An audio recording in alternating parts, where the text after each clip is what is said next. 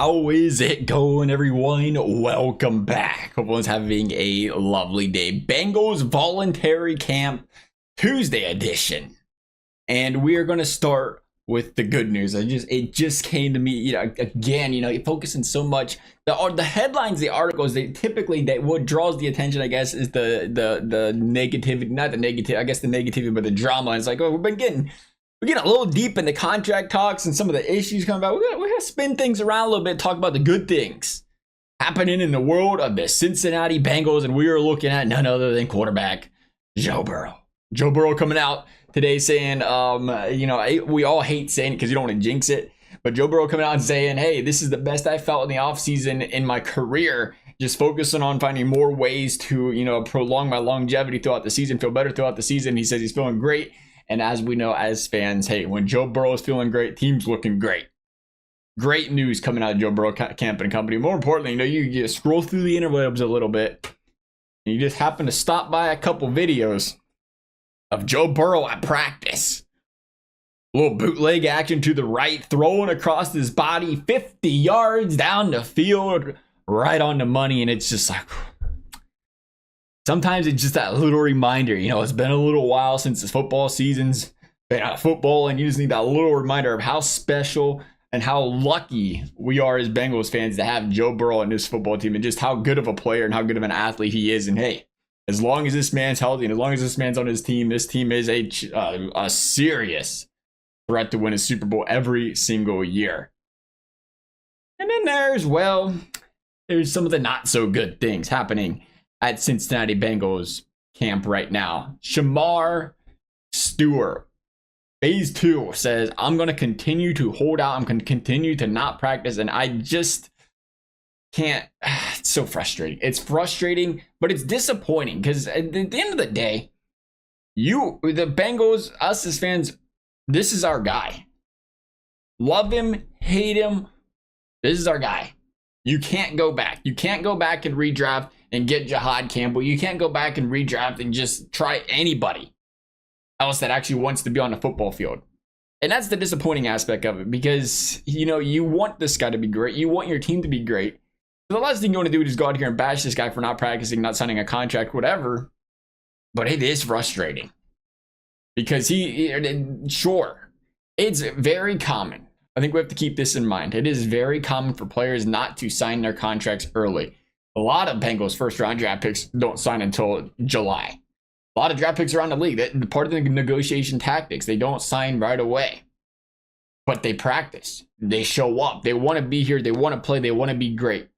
When it's a red flag, when it is very concerning, is when this guy's worried about his contract and he wants to stand on the sidelines and not participate. And you knew going into this player being drafted that he was a developmental project.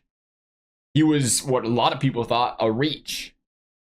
And for him to be, of all players, for him to think he's the next Tom Brady, it's frustrating. Because again, you want him to be great. You want him to be this player that he thinks he can be. But he hasn't proven it. He has not proven it. You have not proven nothing with your 2.5 sacks in college football. I don't care how many pressures you had. Get home. If you came into this camp and you had 20 sacks, you wouldn't be going number 17, first of all. But I mean, maybe then I'd say, all right, let's talk. You might have a little bit of leverage, a little bit of respect. But as far as I'm concerned, as far as the fans concerned, this guy has all the athleticism in the world. He has all the tools in the world to be great, to be one of the best football players in the league. He's not there yet, though. He needs to be practicing. He needs to be training. He needs to be developing and doing everything he possibly can in his abilities to reach that full potential. So when he's sitting on the sideline, definitely a red flag.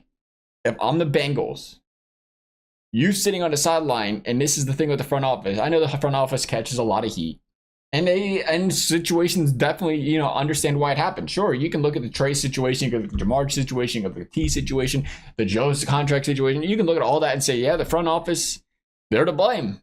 And I would say, all right, I'll hear you out. Some situations, certainly their fault. They waited too long in Jamar, right? We know that.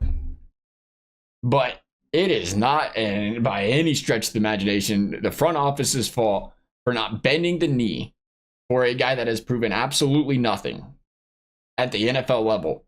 He hasn't proven anything at the collegiate level as far as being a dominant pass rusher goes. Quite frankly, get home. But that's where, for me, it's frustrating. Because if you're the Bengals, why would you? Why would you say, oh, you want me to you want me to do things your way? If you're Trey Hendrickson, you have the power to say you do things my way. You know why? Because this guy's a Pro Bowler. He's an all-pro type of player. Jamar Chase, he's proven at an NFL level he's an elite player. Joe Burrow, he has proven at NFL he's an elite player. T. Higgins, he has proven at the NFL level he's an elite player. These guys have resumes. If they want to sit out, if they want to play hardball, they can. You've proven nothing.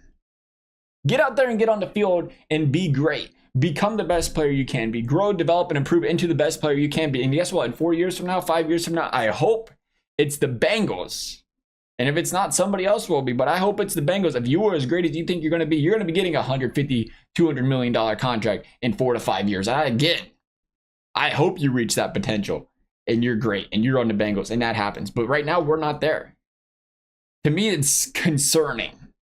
I've talked about it before. To me, it feels like what you're telling this team and this organization is you're looking for an opportunity not to practice and not to participate whenever you can. And that's a red flag for a guy that's got to grow and develop into a great player. We'll see, though. Again, things are a little bit more heated. Things are a little bit more blown up in the offseason because it's the offseason. There's not a lot going on. Hopefully, this is water under the bridge. Hopefully, it just hurts. Because I don't think it's even a topic of discussion if he's not signed right now, if he's practicing. But it hurts knowing this guy needs to practice. He needs to develop. This team gets off to slow starts every single year. They need as much practice and reps they possibly can in this offseason to prepare for this season. So every waking day he's sitting on that sideline, it does glare. And I think it glares on him more than anybody. Nonetheless, love y'all's thoughts. Thank you for watching. We'll see you next time.